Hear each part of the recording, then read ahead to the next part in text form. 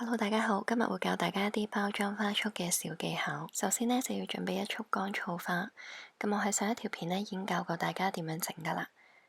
另外呢，就要準備一啲絲帶同埋麻繩，仲有一啲包裝紙。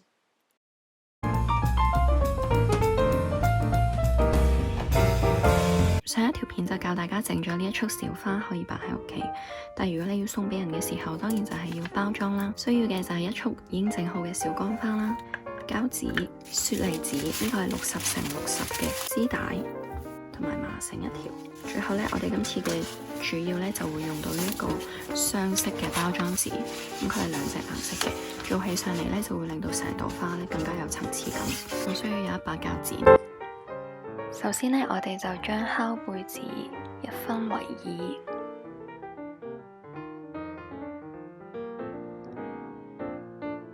然之後呢，就將佢分成3份，咁我哋就會得到3張啦。然之後攞另一半出嚟，將佢對接剪開。咁而家呢，我哋就會有3張細嘅雪梨紙同埋2張分開咗一半嘅。首先呢，我哋攞張大嘅出嚟，將佢斜角對接，將花束擺喺上邊啦。喺呢個時候呢，我哋呢就要擺喺一個適當嘅位置，唔可以擺得太高，咁就會露得太多白色出嚟，亦都唔可以太低，咁就睇唔到噶啦。咁大概呢，就係比起成束花高少少咁樣就得噶啦。到好位置呢，我哋就將佢握實啦，然之後攞另外一張細啲嘅出嚟，亦都係將佢斜角對接，跟住放喺左手邊。將佢握實，記住啦，我哋嘅握點要係同一個位置嘅。然之後呢，就放另外一邊，另外一邊嘅做法呢都係一樣，一左一右令到佢對稱。咁我哋放嘅時候呢，就斜斜地啦，將佢握實，然之後再調整一下嗰個位置。咁我哋用膠紙將佢初步固定。咁另外一張呢，我哋就將佢上下咁樣斜角接。咁呢一張紙呢，就會將佢放喺前邊，我哋將佢好似接一把線咁樣對接對接對接，接到好似一把線咁，然之後將佢整理一下。咁呢，佢就會擺喺花束嘅前邊啦，咁就可以遮住一啲唔靚嘅地方。咁我哋擺嘅位置呢，就比起成束花低少少，將佢自然咁樣放上去就得噶啦。咁我哋最尾呢，就用膠紙將佢固定。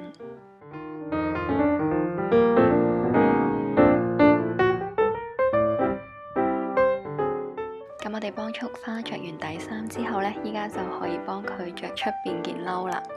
同頭先嘅做法一樣，我哋都係度一度個位置先。咁嗰個高度呢，就取決於你上邊留嘅花刺有幾多啦。咁而家呢，我哋將佢對半剪開，剪開之後呢，我哋再將佢對半剪開。咁就有2張細嘅同埋1張大嘅。咁大嗰張呢，就會擺喺個底度嘅。咁我哋就將多餘嘅部分剪開先啦。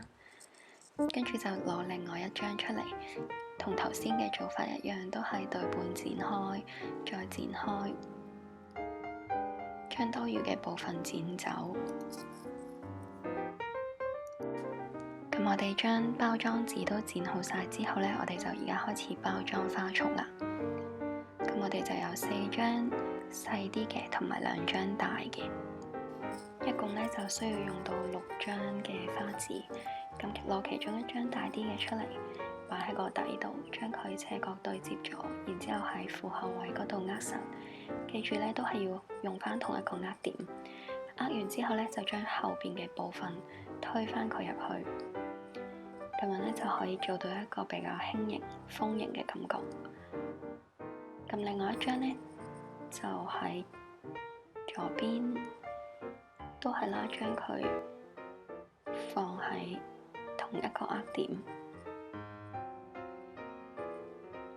調整一下，咁另外一邊呢，我哋就會用一張細嘅。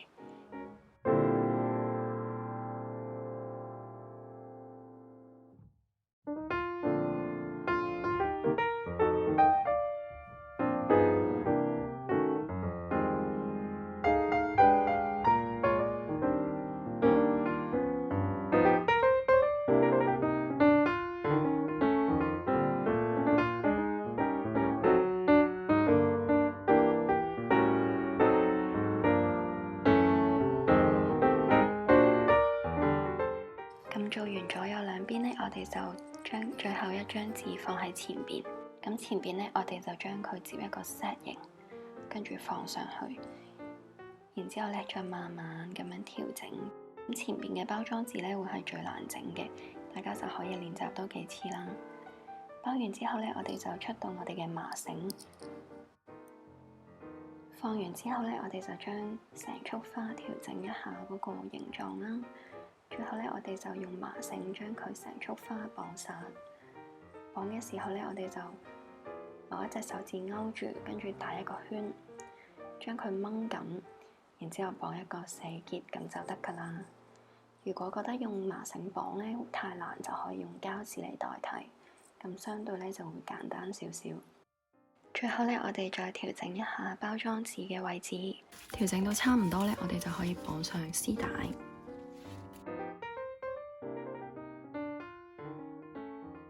同平時大家綁鞋帶嘅方法一樣啦，都係兜個圈，跟住綁一個結。我哋而家呢，近少少教大家打呢個蝴蝶結，咁同平時嘅蝴蝶結呢，其實差唔多嘅，兩個套耳仔翹埋，穿3窿，之後呢，佢係喺上邊，一條喺上邊，一條呢就係喺下邊嘅。咁我哋將呢一條呢放佢落嚟。掹實，再調整一下，咁就綁到一個正面嘅蝴蝶結㗎啦。鍾意嘅話記得俾個 like 我，同埋訂閱我嘅 channel啊！我哋下次見啦，拜拜。